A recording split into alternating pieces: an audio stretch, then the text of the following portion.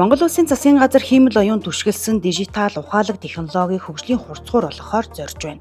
Улмаар дэлхийд тэргүүлэгч компаниудтай хамтарч Монголд олон улсад хүлээн зөвшөөрөгдсөн технологи нутагшуулахаар ажиллаж байна.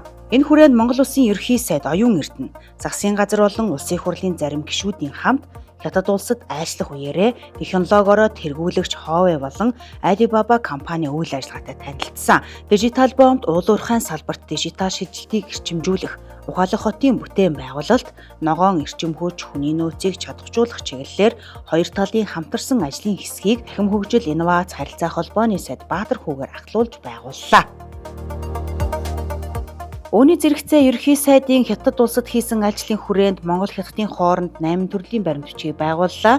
Тодорхойлбол харилцаа холбооны салбарын хүртээмж, чанар хяналтыг сайжруулах төслийн санхүүжилтэд зориулсан тусгаалсан зээлийн хэлцээрт Монгол Улсын сангийн яам болон бүгд найрамдах Хятад ард улсын экспорт импорт банкны төлөөллүүд гарын үсэг зурсан. Ингэснээр харилцаа холбооны дэд бүтцийг шинчлэх, сумдыг шилэн кабелаар холбох төслийг 20.9 сая ам.доллараар санхүүжүүлнэ. Захин хөгжил инновац харилцаа холбооны яамны салбар байгуулах мэдээлэл холбооны сүлжээ компани хэрэгжүүлэх юм а.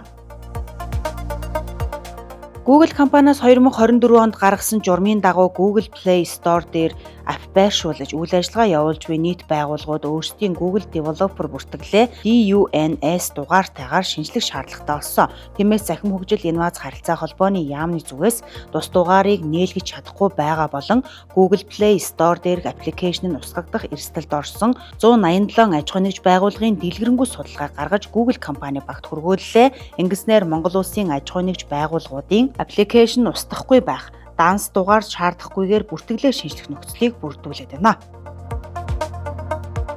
Захин хөгжил инновац харилцаа холбооны яамнаас эх 12 дугаар сард төрийн их хөгжил хиймэл оюун үндэсний хилцүүлгийг зохион байгуулахаар төлөвлөж байна. Хилцүүлгээс гарсан үр дүнтэй уялдуулан төрийн их хөгжил ба хиймэл оюун үндэсний стратегийг танилцуулж батлуулахаар ажиллаж байна. Монгол улс хиймэл оюуны бэлэн байдлын индексээр жил бүр ухарч байгаа.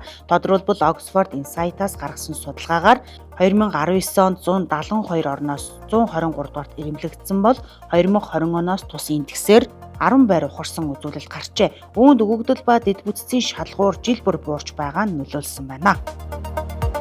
Монгол улс захин үндэстэн болох зорилгын хүрээнд төрийн үйлчлэгийг захимжуулж иргэдэд хүнд сурталгүй ил тод төрийг бий болгохоор зорж буй. Гэтэл захим шилжилт хэмээх нэрийн дор өөр хоорондоо уялдаагүй системийн хөгжүүлэлт хийгдэж байгаа тул цаашид нэгдсэн загвар дизайн гаргах шаардлагатай байна. Түүнчлэн нэгэнтээ хөгжүүлсэн системийг аваад явах, төрийн алба хаагчийн чадвар дутмаг, удирдлагын менежментээс хамаарч тухайн платформыг ашиглахгүй байх, дата бүрдэхгүй байх зэрэг асуудлыг нэн тэргүүн шийдвэрлэх шаардлагатай гэдгийг захим хөгжил инновац харилцаа холбооны сайдын зөвлөх тулгад ерөнхий сайдын дэргэдэх эдийн засгийн бодлогын зөвлөлийн хурлын үеэр онцоллоо. Захин хөгжил инновац харилцаа холбооны яам нь шинжлэгдсэн бүтцээр дахин инженерчлэлийн нэгжтэй болсон тул цаашид засгийн газрын 36 агентлагт процессын дахин инженерчлэл хийх юм а.